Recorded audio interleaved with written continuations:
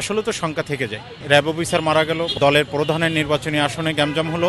এই নির্বাচনী প্রচারণা শুরু হলে হাঙ্গামা দাঙ্গামা, মারামারি পিটাপিটি সংখ্যা তো আছেই।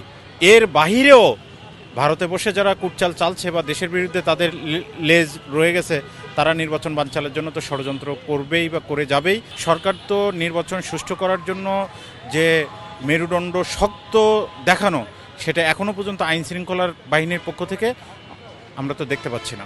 যেখানে নির্বাচন কমিশন বলতেছে যে 50% যে কেন্দ্র, এটা ঝুঁকিপূর্ণ। এখন এই 50% কেন্দ্রের ভিতরে আমার কেন্দ্রটাও থাকতে পারে।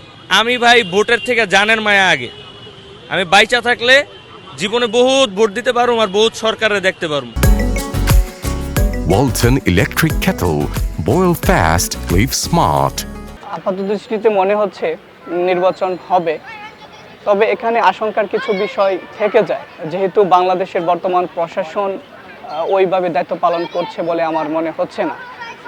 যদি নির্বাচনকে সুষ্ঠুভাবে নিরপেক্ষভাবে করতে হয়, বাংলাদেশের প্রশাসন, বর্তমান প্রশাসনকে আরও দায়িত্বশীল ভূমিকা রাখতে হবে বলে আমি মনে করছি। আগামী 12 তারিখে নির্বাচন হোক, এটা আমরা চাই, জাতীয় চায়।